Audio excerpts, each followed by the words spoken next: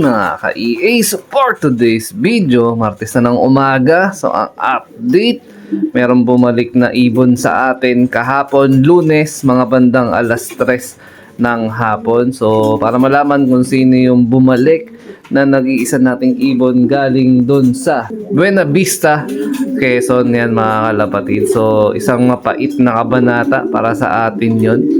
So, wala tayong nag-clock nung araw nung Sunday, pero Monday, meron tayong hindi ine-expect na hindi siya yung uuwi. So, may ine-expect ako na mas higit pa na mas may chance na yun dapat ang umuwi, pero hindi siya yung umuwi. So, eto, makikita nyo, yung ating pauwi. Ayan, hindi ko na kinaskas yung kanyang sticker. Si Lady Inbreed, si Admiral, nawala. No, hindi siya nakabalik nung Buena Vista race natin, no? So pahirapan talaga yung pauwian niyan. Hindi lang tayo yung nag-iisa na hindi nakapagpauwi, hindi nakapagpaklak. Pero mangilan-ngilan sa mga kalapatids natin is yun, meron mga cut off, merong clock, meron ding nawala. So tayo, meron tayong cut off at meron tayong nawala. Tapos wala tayong napaklak. So good thing kasi meron pa tayo at least possible na pwedeng ikarga sa ating papalapit na third lap, which is sa San Andres, Quezon. Nasa 240 kilometers na yun ng mga kalapatids, pero hindi ito yung bumalik natin. Ito, si Lady Inbreed. So ito, rektang anak to ni Batusay na nakakross sa rektang lola ni Batusay, kaya tinawag natin siyang Lady Inbreed. So ano to, lola at saka apo yung pairing nung mismong parent niya. So ito, hindi talaga, since nung nung nagtitraining tayo, hindi ko na talaga siya nakikitaan ng potential. Pero umuwi at umuwi, yun nga lang yung on time, pagiging on time, hindi talaga.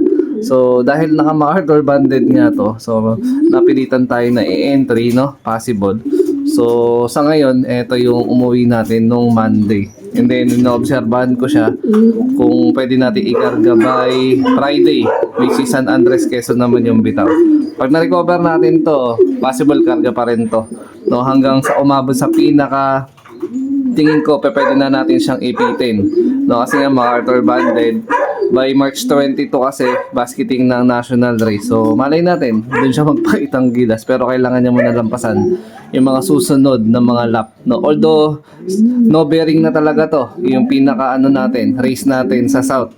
Totally no bearing. Ang habol na lang natin dito is maikarga natin siya sa track para magkaroon siya ng magandang markings para possible by national race ng tawid dagat ng MacArthur. Meron naman siyang kahit papano na na experience papauwi dito sa ating loop. So based naman sa mga naiwan natin dito, ayan, yung ating Team Summer. Actually kahapon di ako nakapag-vlog, daw nakapag-video. Pero nagpakawala na ako ng mga Team Summer natin maliban na lang dito. Tsaka doon kay Choknat, yun nandun. Kasi mas maigsi pa yung mga bagwis niya eh. So ito, baka by Sunday pa natin pawalan. Ito, nakaikot na to. Ito, ayan. Tsaka ito.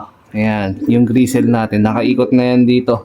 Medyo hirap pa sila lumipad kasi hindi pa ganun ka-usbong yung mga bagwis, pero kahit pa paano nakapagpag na sila, no? So, eto, mag-zero muna tayo ng training sa kanya. I mean, yung low fly hanggang sa self-toss natin, no? Kasi ino-obserbahan ko yung niya yung katawan niya, kung maibabalik ba natin agad yung condition.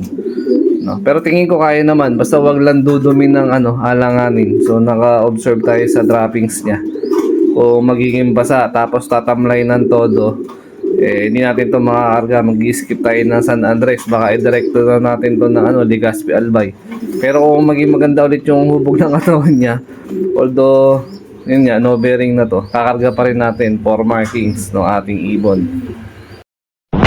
Pasado alas 7 na. So, ito yung isa dun sa Team Summer natin. Yan.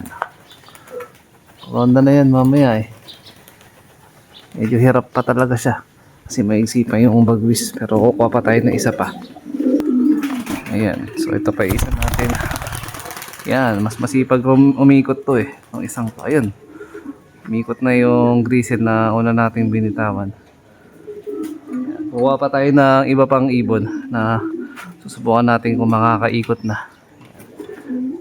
Tambay muna dito si Lady Inbreed sa loob. Pahinga muna siya. A few moments later. Ito yung pangatlo natin pinawalan. Kaya lang, hirap pang lumipad. Pero yung dalawa na nauna kong pinawalan, ayun, nakakaikot na sila. Pero kitang kita dito sa ere na talagang maiksi pa yung mga pakpak nila. Ayun, oh. Ayan. So itong dalawa na to, unang lalakas to sa atin sa team summer natin. Si Grisel, tsaka yung isa nating blue bar na yan. Ayan. Kapatid ni Batusay ito sa tatay. Ayan yung blue bar. Tapos yung Grisel naman, Luis Chu. Na rektang anak naman ng lola ni Batusay. Ayan o, sipag na umikot ng dalawa. Kahit maiksi pa yung bagwis, umiikot. Ayun. Alam ko na rin tong red bar natin na pang summer. Tapos ayun o, meron nag-toss training. Ayun o, may bulto ng mga ibon dun. May mga nagtitraining na ng summer. May mga ilan ako na mga nakikita sa post na nagtitraining na ng North Summer, no? So, based naman dito sa ating vegan finisher no nakaraang North Race na si Choknat. So, maganda droppings. Ayun. So, hindi ko muna siya binalik ng Flyers Love kasi nga napaka-dominante ng ibon na to. Nang aaway. Actually, pinedering nga natin to. Siguro next week Sunday, pwede na natin pawalan to para maparonda. Ito yung kasabay niya na na-race natin sa BBC nung North. Ito lang yung tumapo sa atin. Although, butas-butas yung ibang lap nito ni Franco. I mean ni Frankie Boy. Ayan, tatay niya pala si Franco. Si Frankie Boy to. Nag-ano sa atin to eh. Nag 3 laps. 5th overall ng fan race sa TDFC.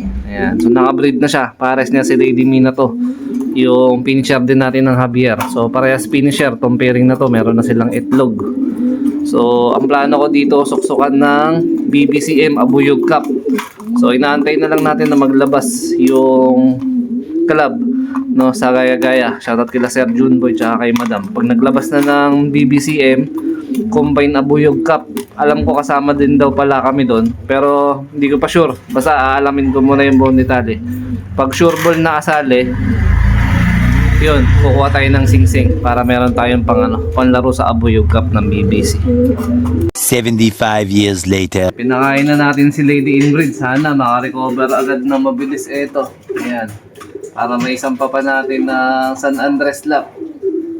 Kaya nasabi ko, no, bearing na yung ating pinaka-race sa kanya. Pero importante na kailangan nating ibigay sa kanya markings na lang. If ever makalusot, may kakarga pa natin ng national race to. Ayan. Malay natin, mag-finisher ng MacArthur. O baka sakali, mag-locker.